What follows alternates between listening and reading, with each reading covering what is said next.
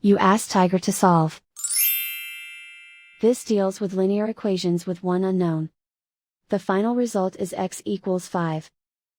Let's solve it step by step. Simplify the expression. Expand the parentheses.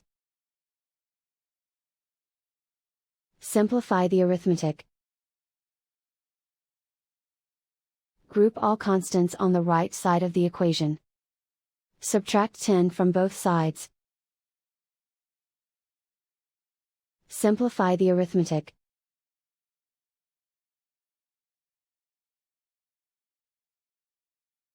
Isolate the x. Divide both sides by 5. Simplify the fraction. Find the greatest common factor of the numerator and denominator. Factor out and cancel the greatest common factor. And so the final result is x equals 5.